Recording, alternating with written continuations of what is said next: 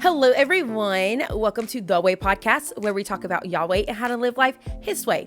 My name is Victoria, if we have not met, and if you have somehow stumbled across this podcast, thank you so much for clicking and listening. In today's episode, we are talking about grief and just how to navigate through it, what Jesus says about it, and all the fun things.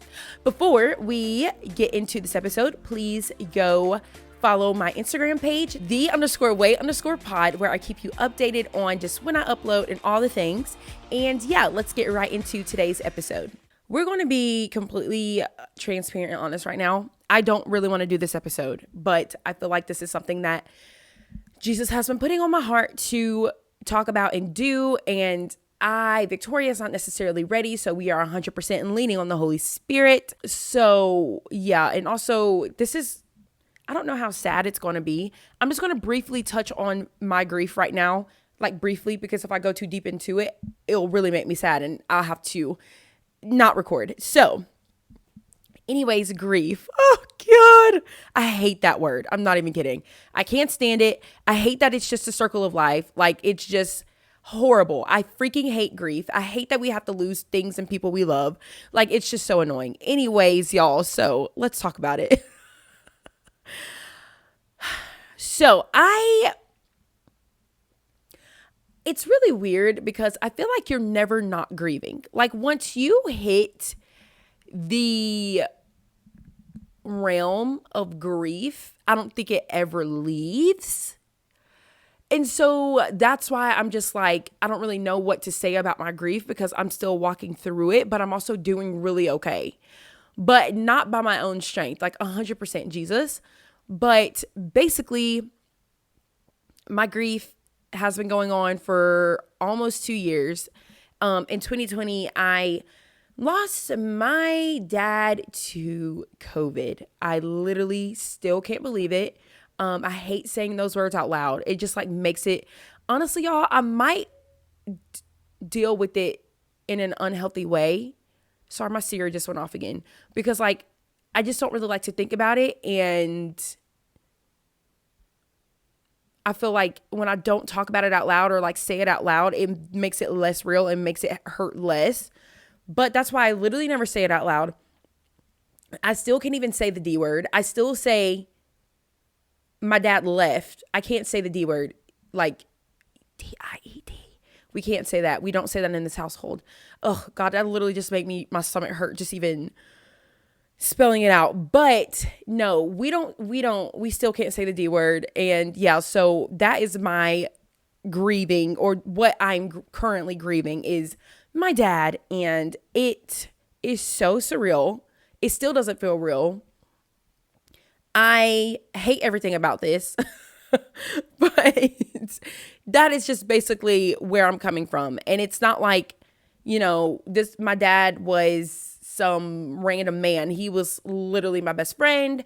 Growing up, I was super close with him and my mom. And throughout college and just my whole life, I've always had a really good relationship with both my parents. I grew up in what do you call the household that's like not divorced parents?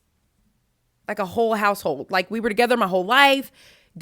He was never not in the picture is my point. And we were best friends. And I'm also still best friends with my mom. And so that's just like my relationship with him. So when everything happened in 2020 with him, I literally felt broken. I felt like a piece of me literally left. And it did, because he literally made up my DNA, and so it broke my heart. Oh Lord. That was the first time, maybe the second time, because shortly before my dad, we had a family friend pass away, and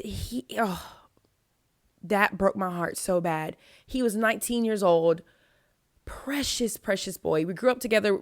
His sister played basketball with my sister, and then she ended up playing basketball with me, because my sister was older. So like, when she was a freshman, she played with my sister. And when she was a senior, I played with her. And then me and the guy, his name's Parker, we would play basketball together in the gym and practice together. He'd be in there training with his dad. I'll be in there training with my dad. And so we literally grew up together, did all the things together. And shortly before my dad, that happened with Parker. And that really did break my heart. Like, I will never forget where I was when my friend called and told me. And I was just like, are you like, it literally hurt me. And so I feel like my dad was the second time that I did feel that hurt and just like that broken heart from like not a circumstance of your boyfriend just broke up with you or your husband, whatever. Like this was someone on this earth has gone, and it broke me and it broke my heart. And so I was broken. I was so confused. Oh my goodness. That was such a test of my faith. And at this point, we have been following Jesus for 2 years. So, whoa, that is crazy. I've been following Jesus for almost 5 years now. Oh, that is so cute.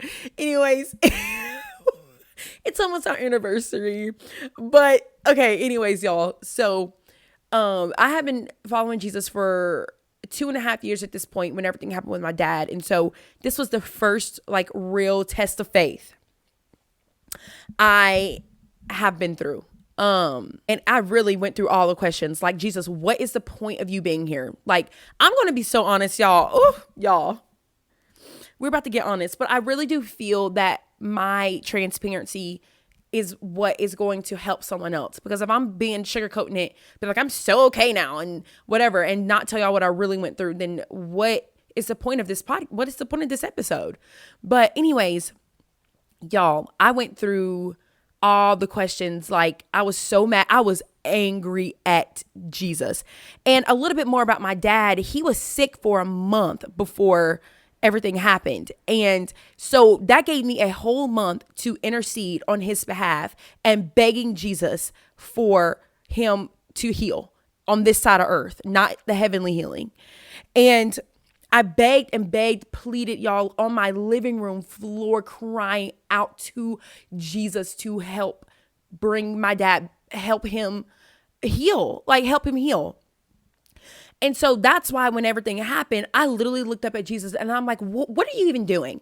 I was like, what is the point of you being like, I was so mad. It's funny now, but in the moment, y'all, oh, it was not funny. I was hurting. And I went through a season, and I still kind of struggle with this on and off, but I literally went through a season of like asking Jesus, what is the point of prayer? Like, why do we pray?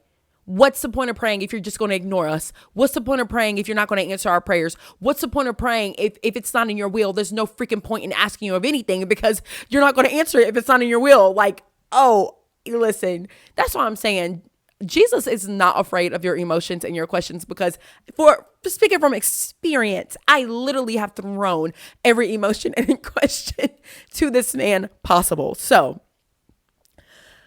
oh Lord. Anyways, so that was the first test of my faith I ever really had with my dad. And my anger lasted for about 2 weeks. I could not touch my Bible. I didn't believe anything in the Bible was true. I could not listen to worship music. Oh baby, y'all, I was so angry. And the first song after I realized that I needed God more than I was upset with him, I listened to was Dear God by Corey Asbury. And that was just, I still couldn't put my worship music on shuffle yet. I still just was playing Dear God on repeat because I don't know, like I still just was still struggling to believe all these words that people were saying, because I'm like, God is not good.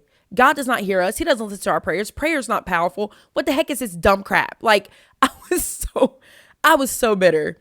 And so the first worship song I did listen to on after this episode was Dear God by Corey Asbury. And I just played it on repeat because that was the only thing I could bear at the time. And honestly, y'all, once I came to the realization that I needed God more than I was angry with him, that's what took me over the edge of like, okay, let's like not be mad at God anymore. Because at the end of the day, like I still loved him, and God, Jesus is my best friend. Like I just love Jesus still, you know? And so it was just kind of hard. I felt like I was turning my back on my best friend, And he still is my father and my protector and all the things. And so I started to feel a little bit guilty, like, wait, this is my friend. Like, I can't turn my back on him. And so the relationship part really did kick in. I really felt just like I was angry at like my boyfriend or like my husband. It was just like, not right now, Jesus. Like, I can't talk to you right now. Like, that's how I was the 2 weeks I was so upset. And also that first week was getting all the funeral arrangements and going through all that crap too. That was the worst week of my freaking life because there was just so much crap happening with my family, my sister grieving, just, oh my goodness, that was such a horrible week. I can't even think about that. I don't even want to relive it. But also that first week of being angry was clouded with a lot of just what was going on. And so the second week was just me and Jesus though. And I was just, when you pray all the time, you have the habit to pray. Like, you're just constantly like, Jesus, what do you think about this? Jesus, what should I do? And like, it's like you're constantly in conversation with him. And so that second week of me just being so angry, the habit of praying and talking to him was still coming afloat. And I would have to literally stop myself. Like, no. I'd be like, Jesus, no, I can't talk to you right now. Like, literally, that's how I was. So I came to the realization that, okay, I need Jesus more than I am angry with him. And that was kind of like the come up. So then I go back to South Carolina where I was living at the time, leave my family in Alabama. And I am immediately seeking help. I'm like, send me to the nearest grief counselor. I want to be okay. I cannot be, because death, when you lose a loved one, 9 times out of 10, it really sends people in downward spirals. And I was so afraid of going down that spiral. I'm like, no, I gotta be okay. I gotta be okay. I gotta be okay. Send me a counselor, send me a therapist, send me everyone in the church that has been grieving something. Like, and I remember I was just meeting with this person, meeting with that person, going to the grief counselor, just trying so hard to just like be okay. Oh man, this is crazy. We're talking about this.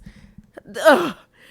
But at the end of the day, I realized that it was okay not to be okay. I'm about to get emotional. Oh, good. Ugh. I knew I was not going to be able to make it through this episode without getting emotional. Whew. Okay. But 2, think about how gracious and forgiving and merciful God was on my behalf with how mean I was to him. Really just showed me in another like light that like there is literally nothing Jesus cannot handle. You can run all you want to. You can worship other things all you want to. You can try to turn your back from him. You can try to run from him. You can try to do all the things. But I think Sean Curran has said this before, but you can try to run as fast as you possibly can from God, but God is a faster runner. And I think this moment in time is what really proved that to be true to me. Because if I was God and Victoria was doing that to me, I would have been like, girl, bye. Like, literally would have turned my back on her. But God is so God and powerful and loving that he didn't do that to me. Oh, Lord. So listen, y'all. I want to tell you, if you are grieving, there is, I cannot explain to you the emotional roller coaster that you are about to get on. I'm sorry. That is just it in black and white. If I can literally pick a synonymous word to grief and grieving, it would be a roller coaster. Because some days you are just doing so well. And then other days, it's like, oh crap, this person is gone. And it hits you like a truck and you're depressed for the rest of the day. Don't even get me started on birthdays and for me, Father's Day and just all of these things. Like, on those days are so hard. This year's Father's Day was the hardest day of this year. I feel like I could not get myself together, and I was at church, thank the Lord, but I was crying from the moment I walked into church to probably the moment I left. But it was also such a good day because there were so many people in the church. At first, I ran into the bathroom in the back because I hate crying in front of people, one. And I ran into the back of the bathroom because we have a really big bathroom at my church, and sat like around the corner on the floor, just crying. I was crying so hard. I had to call my mom, and like she immediately knew like why I was crying. I couldn't even get words out to tell her what was happening, but she knew, that motherly instinct. And so she just sat with me, and she was just telling me, oh goodness, I'm about to cry. Oh my Lord. I cannot do this episode. She was just telling me like, I had worship that morning, and she was just saying, my dad wouldn't want me to be doing this on the bathroom floor in the church. I was hiding now. Keep in mind, no one could see me because I don't like crying in front of people. But my mom was like, Victoria, like, I understand it hurts, but your dad wouldn't want you like this. Wouldn't want you to be doing this on his behalf. Like, he wants you to celebrate and fight and do all the things. So I mustered up the courage to walk out of the bathroom I went to freshen my face up first so no one could tell I was crying. Please tell me why I walked out. Two of my closest friends at the church, literally sitting in the middle of the church oval, like the lobby, crying. It's like God literally sent me two angels. So I literally go up to them, and I'm like, y'all are crying too? And we all three just sitting there crying about our dads. And so like, it's just like the little things, like grief it sucks so bad, but God and the intentionality that he uses to work through it and to still work in your life and to still just give you protection and that safety net is so, it just really shows you God in another way. Like, God is so intentional. Nothing that he does is on accident. I think I say this every episode, but anyways, I say all that to say, y'all, grief is a roller coaster. It's a roller coaster, but like I said, it's literally nothing that Jesus is on the roller coaster with you. Have y'all seen that meme where it's like the Holy Spirit's like, I have plans for you, and and it's like this adult on the roller coaster holding this baby, and the baby's like just hanging on for dear life? That is literally the definition of grief. Like, God, don't think for a second God can't get you through. He won't get you through, because he will. It just is harder than you think. And so this is why we need him. We need him so much, because we try to do all these things in our strength, and we're constantly just running into walls and buildings because we're trying to force doors open and do things all on our own. And God, we're not even consulting him. You know what I'm saying? We need him in literally every aspect of our life, but especially when we're grieving, okay? When you're on the emotional roller coaster of grieving someone you've lost and loved, please just remember that on your bad days, Jesus is just as good on your bad days as he is on your good days. The same Jesus is by your side when you're crying and mourning. The same Jesus is there when you're on the rooftop and you're just okay. You're okay for that day. You don't know why, but you just are. But I want to just remind you that Jesus is the same yesterday, today, and forever. And there's no amount of emotion or hurt or broken heart that we can feel that he can't fix. And so let me tell y'all something too. I said a little bit earlier, it's okay not to be okay. But also on that emotional roller coaster when you're grieving and those bad days hit, accept it, okay? Lean into it and sit in it, because I know for me, when I feel sadness about to overwhelm me because of grief, I try to fight it so hard. I'm like literally freaking trying, like punching air. And I found it easier to just, when I'm sad, to literally be sad. It's just that simple. And it's not going to last forever. It's temporary, but it's easier to sit in the sadness and be sad and cry it all out, get it out of your system, to fight punching, trying to wear a mask and be happy when you're not happy, or trying to act like you're okay when you're not okay. Just accept it, sit in it, cry it out, and I promise you will feel better, because you need a release, you know? And so please don't fight it when those bad days of grief comes, because honestly, it honestly is a good thing. Like, you need these days. You need to cry it out, and you need to just do all the things. And so what's that Bible verse? It says Jesus keeps our tears in a jar. There is purpose in every tear that you ever cry. So don't for a second think that wearing a mask and fighting back the tears and the emotions that you actually feel is doing you good. I know our society has taught men specifically, you know, big or masculine men don't cry. I've said this in another episode, and or was it my other podcast? I can't remember. One of the most masculine things a man can do is cry.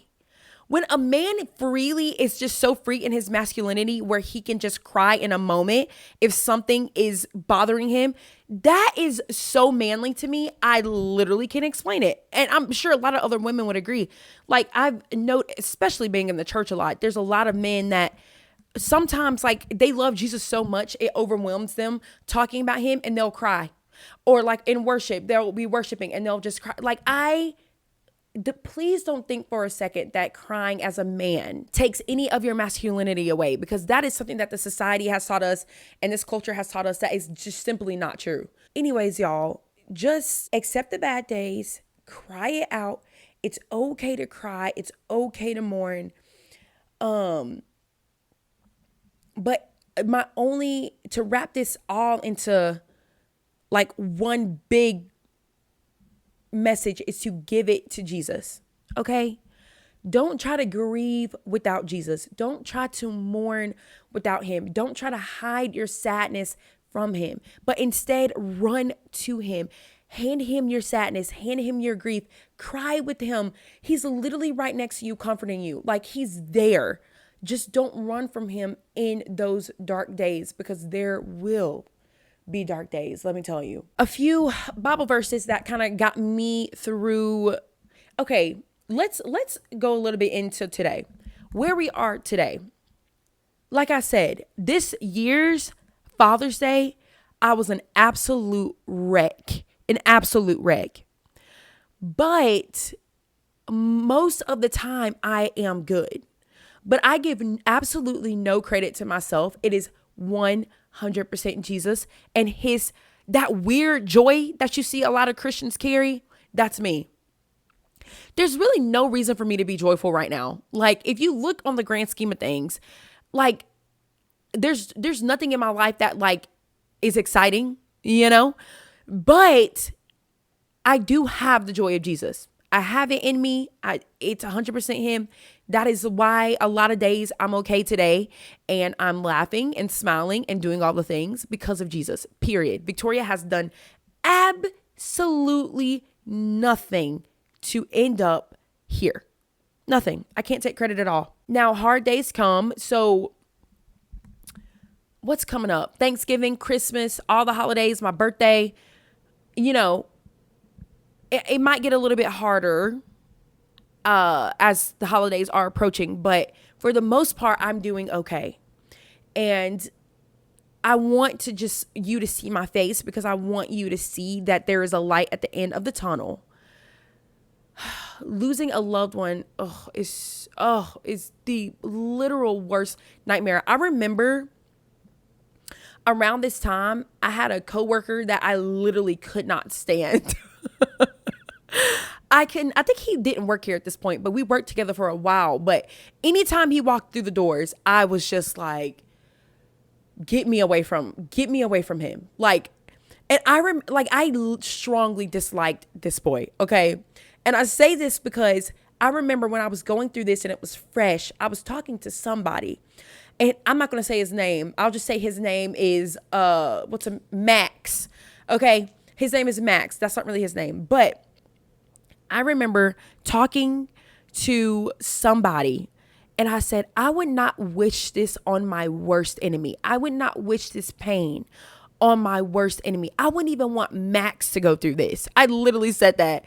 Not that he was my worst enemy, but I just disliked him that much to where he could be in that category. But anyways, I say all that to say is I hate that this is the circle of life.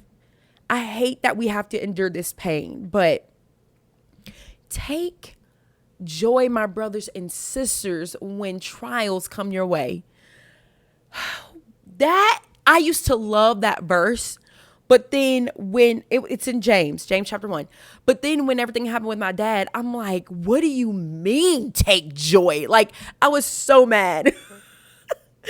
But y'all, it's so true because it really is molding your faith and it's building you. Oh my goodness. It's crazy because it's just crazy. Anyways, y'all, the verses that got me through, some of them, there were a lot, but here's a few.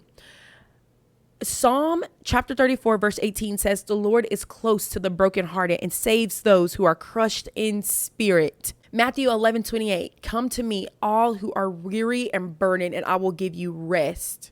Matthew 5:4, blessed are those who mourn, for they will be comforted. Y'all, Matthew 11:28, come to me, all who are weary and burdened, and I will give you rest. That one really hit different for me in that time because I was so emotionally drained that I was exhausted. I was literally exhausted. And I couldn't cry anymore, but I couldn't also get out of bed. Like, it was so bad. And I remember reading that verse and I was like, God, like, I am weary. Please, I am coming to you. I need your help. And that was one where every time I just felt so emotionally tired, I would just run back to that verse. Like, God, here I am again, and I'm weary. I need you. I'm literally about to cry again. I gotta hurry up and get through this. But y'all, this episode was literally all over the place. I had an outline, kind of like went off of it, but oh, Jesus. This is just like my biggest fear is going through this again. I'm not even gonna lie. I feel like if I go through it again, I'll be able to not handle it better, but just nothing is going to be a surprise. I feel like with the grief afterwards, but I don't want to go through this again. And it's my biggest fear right now to go through it again. Like, I still to this day cannot go to sleep without hearing my mom's voice because it comforts me to know that she's alive and well, you know? And so I can't express to y'all enough how hard this is and how hard that it just continues to be, but just hold on to Jesus. That is my only tangible piece of advice. You got to hold on to him. Don't turn your back on him. And if you need a few days, a break from him because you're just upset with him and you're not understanding what's going on, I mean, that's okay. Like I said, he can handle it, but try to make it as short as possible because you need him and he will get you through.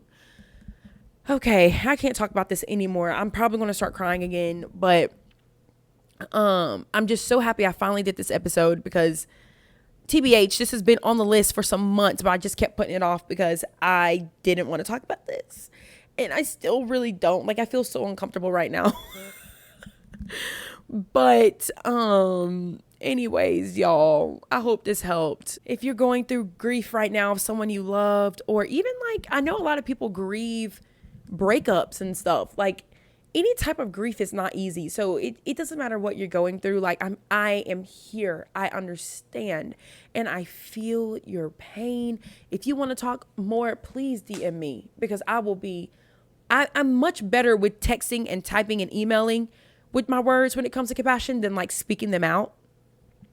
Because I don't know, I feel like I can really pour out my emotions on a page better than I can do on a camera and for people to see, because I don't want people to see me sad. I hate that. Anyways, y'all, I'm just rambling, but I hope this helped. I'm really sad right now. Actually, this really triggered me, but it's fine because if this can help one person, then I'm okay with a little bit discomfort for a little bit. But please go follow the Instagram page, the_way_pod. And I will talk to you guys next week, hopefully. Okay. See you later.